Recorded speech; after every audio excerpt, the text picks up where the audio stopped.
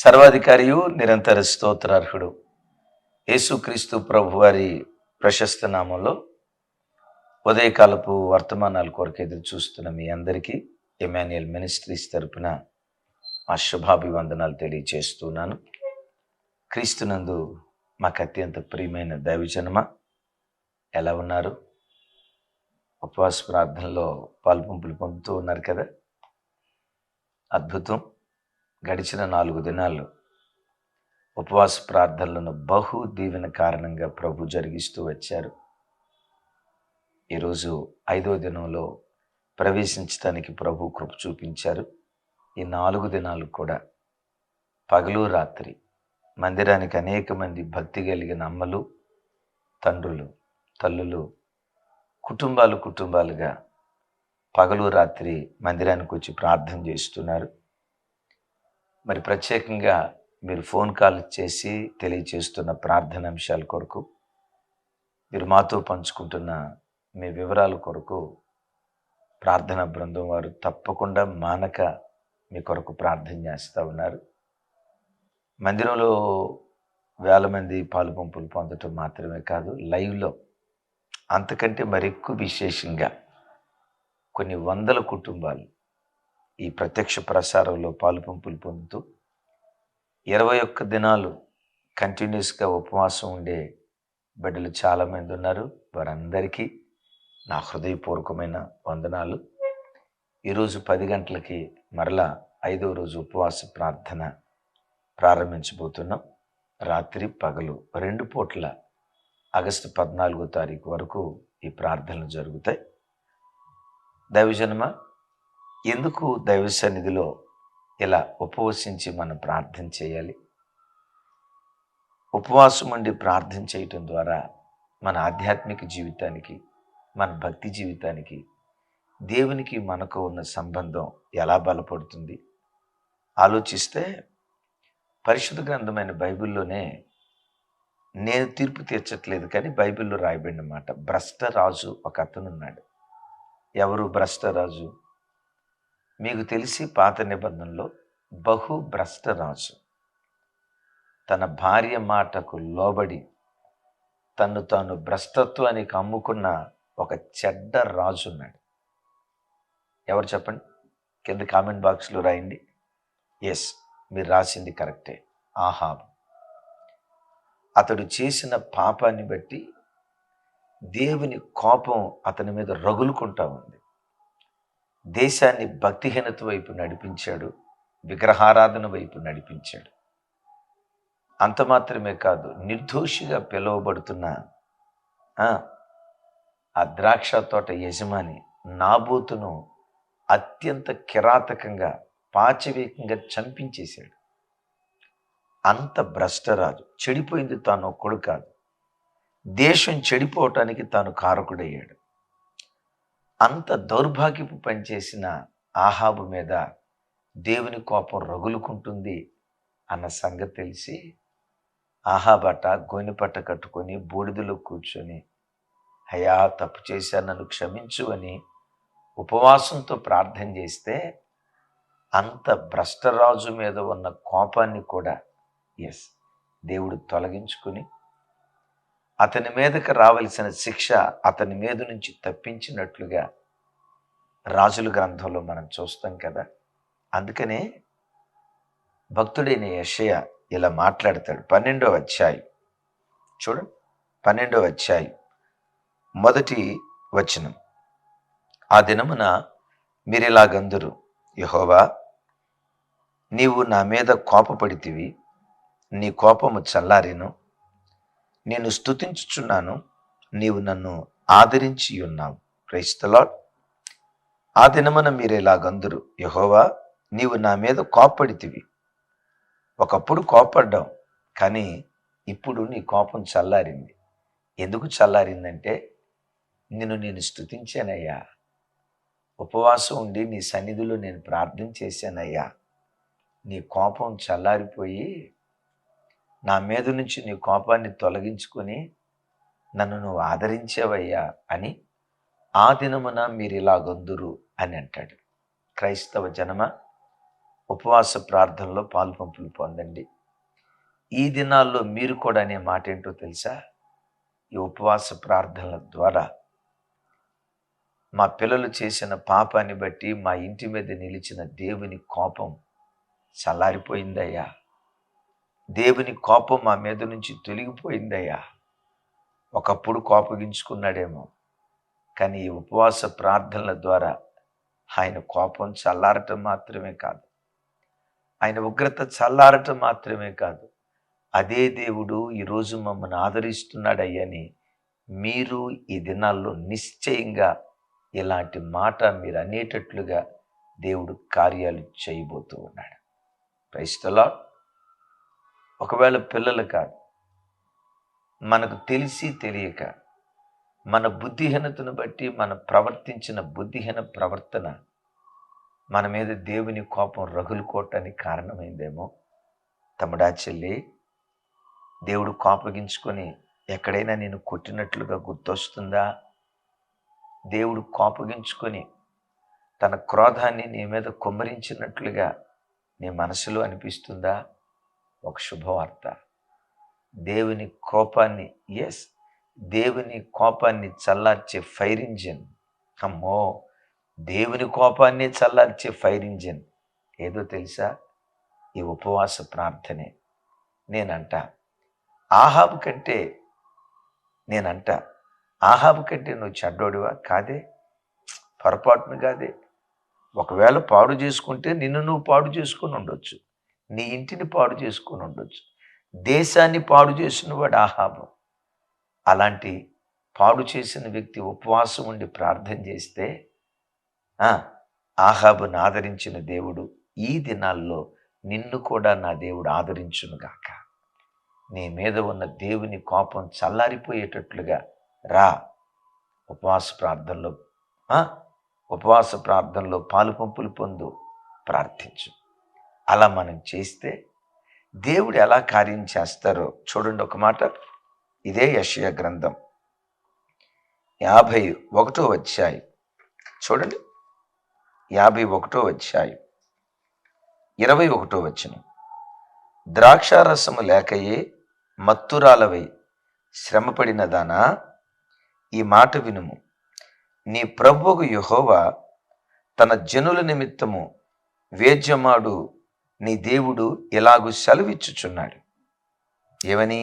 ఇదిగో, తూలి పడజేయు పాత్రను, నా కోద పాత్రను నీ చేతిలో నుండి తీసివేసి ఉన్నాను. నీవికను దానిలోనిది త్రాగవు. నిన్ను బాధించు వారి చేతిలో దాన్ని పెట్టెదను.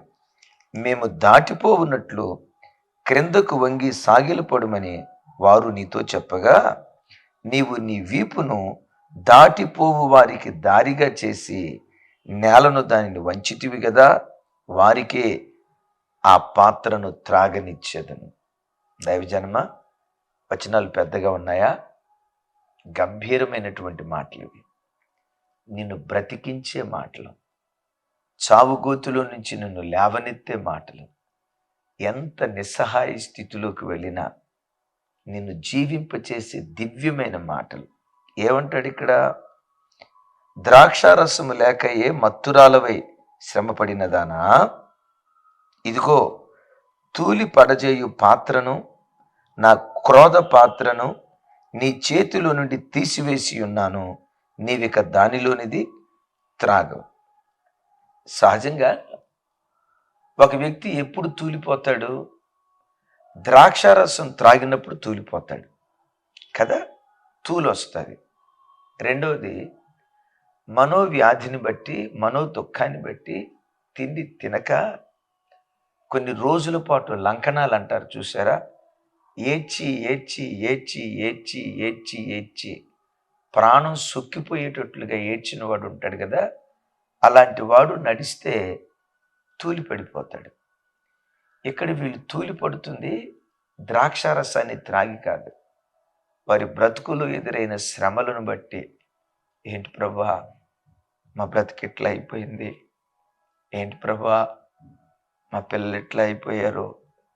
ఏంటి ప్రభా, ప్రజల చేతికి మమ్మల్ని అవమానానికి అప్పగించావు, ఏంటి ప్రభా మా బ్రతికిట్లా అయిపోయింది అని ఏడ్చి ఏడ్చి భోజనం దగ్గర కూర్చుందామన్నా, రుచికరమైన భోజన పదార్థాలున్నా అవి చేదు ఆహారంగా కనపడుతూ ముద్దన్నం మింగుడుబడిన పరిస్థితిలో తమ్ముడు చెల్లి తుల్లిపడే అంతగా నీవు అనుభవిస్తున్న శ్రమలను బట్టి ఏడ్చావా? నీతో నీ దేవుడు మాట్లాడుతున్నాడు. తూలిపడే అంతగా నీ కలిగిన మనోవేదనను బట్టి సొక్కిపోయి గుండెలు అవిసేలాగా ఏడ్చి ఏడ్చి ఈరోజు నీ పరిస్థితి ఆ రీతిగా ఉందా? ఈరోజు ప్రభు నీతో చేస్తున్న వాగ్దానం ఏంటో తెలుసా? నీ చేతిలో ఉన్న ఆ శ్రమలనే పాత్రను, క్రోధమనే పాత్రను ఉపవాస ప్రార్థన ద్వారా నీ చేతుల నుండి దేవుడు తీసివేయబోతూ ఉన్నాడు. ఆయన వాగ్దానం చేస్తున్నాడు. ఈ వాగ్దానం నా దేవుడు నీ జీవితంలో నెరవేర్చునుగాక. ఏమంటాడు దేవుడు ఇక్కడ చూడండి, నీ చేతిలో నుండి తీసివేసి ఉన్నాను. ఏది? నిన్ను తూలిపడజేసిన పాత్రను, సొక్కిపోయేటట్లుగా ఏడ్చిన నీ శ్రమలనే పాత్ర ఉందే, ఆ శ్రమలనే పాత్రలను ఉపవాస ప్రార్థనల ద్వారా నీ చేతిలో నుండి దేవుడు తీయబోతూ ఉన్నాడు. విశ్వసిస్తున్నావా? నీ దుఃఖానికి కారణం పిల్లల నిరుద్యోగమా? నిరుద్యోగం అనే పాత్రను యేసు నామం పేరిటి సంవత్సరం నీ పిల్లల చేతిలో నుంచి నా దేవుడు తీసివేయబోతున్నాడు. పిల్లలు వయసుకు వచ్చారు, అయ్యో వీళ్ళ వివాహం కాలేదే, రేపు వీళ్ళ పరిస్థితి ఏంటని అవివాహితులుగా మిగిలిపోతున్న కూతుళ్ళను చూసి సొక్కిపోయేటట్లుగా ఏడ్చి ఏడ్చి ఈ వాక్యం వింటున్నావా?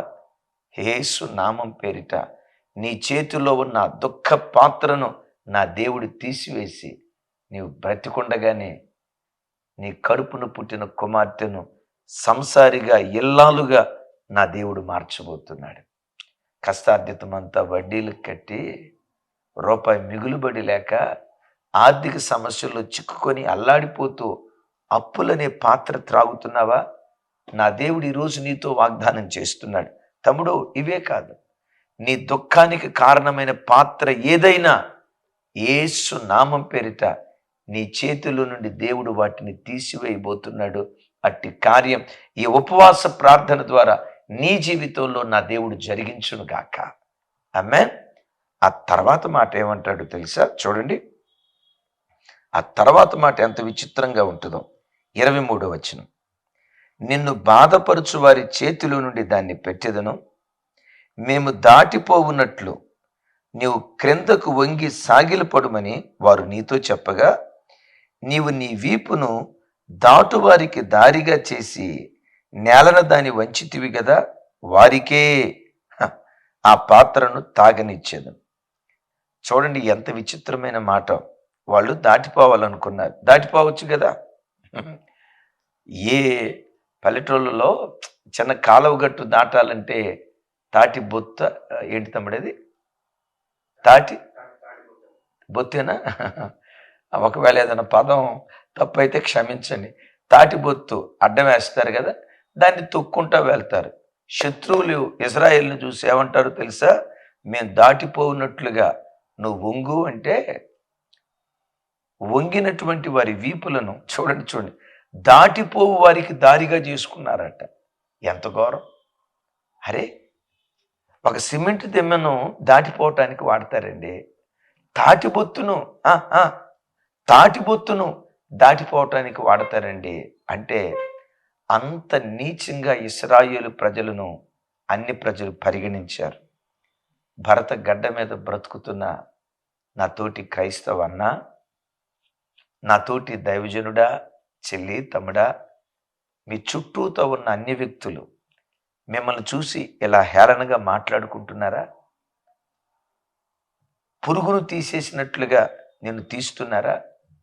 వెకిలి మాటలు మాట్లాడుతూ రకరకాలుగా మానసికంగా హింసిస్తున్నారా? ఇజ్రాయేలీలు కూడా అదే పరిస్థితి. ఏంటి? దాటిపోవు వారికి వారి వీపును దారిగా చేసుకున్నారట. దేవుడు అంటాడు, అంత అవమానపరచబడ్డారు కదా, అక్కడే మీ తల నేను పైకెత్తబోతూ ఉన్నాను.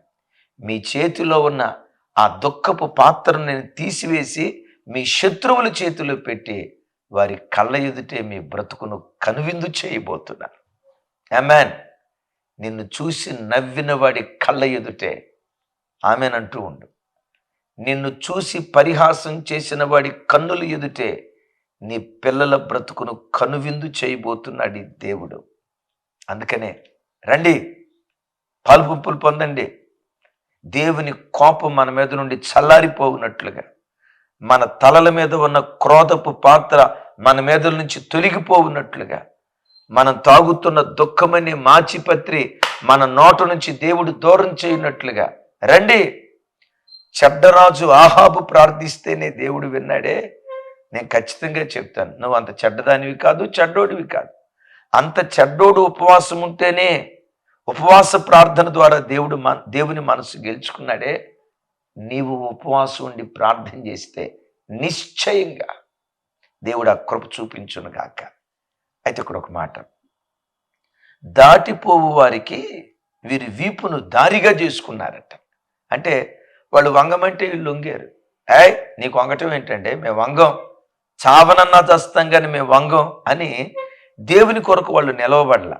బైబిల్లో ఒక ఆయన ఉన్నాడు, వంగమంటే వంగలా, సాష్టాంగపడమంటే సాష్టాంగపడలా, నమస్కారం చేయమంటే నమస్కారం చేయలా.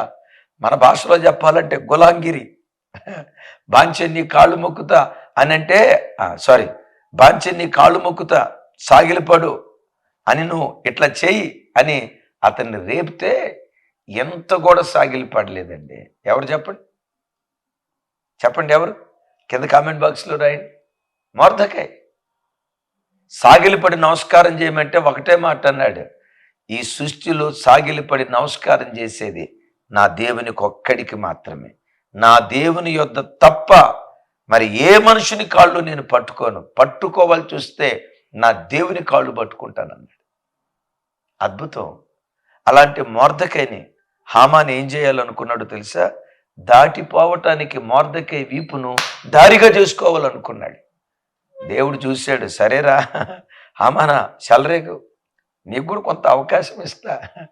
దేవుడు ఎంత విచిత్రమైనడు తెలుసా?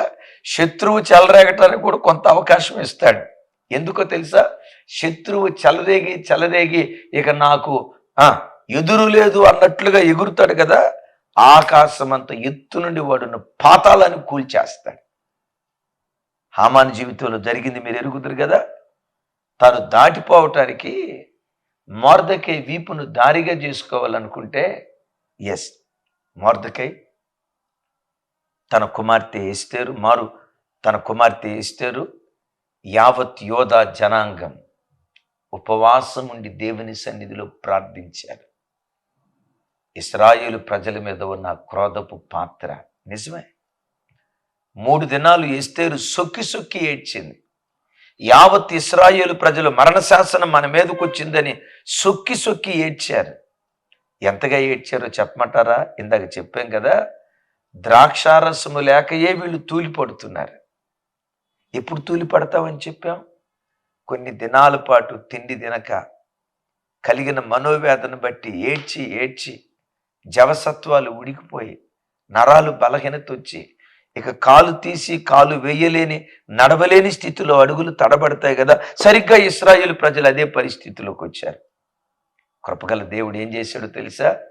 ఇశ్రాయేలీల చేతిలో ఉన్న ఆ క్రోధ పాత్రను, తన వీపును దారిగా చేసుకోవాలని, దాటిపోవాలని ప్రయత్నం చేసిన హామానును ఉరికంబం ఎక్కించి ఆ హామాను కుటుంబ సభ్యుల కళ్ళ ఎదుటే గేట్ వాచ్మెన్గా ఉన్న మొర్దెకైని దేశానికి ప్రధానిగా చేశాడు. నమ్ముతావా ఈ మాట? నిన్ను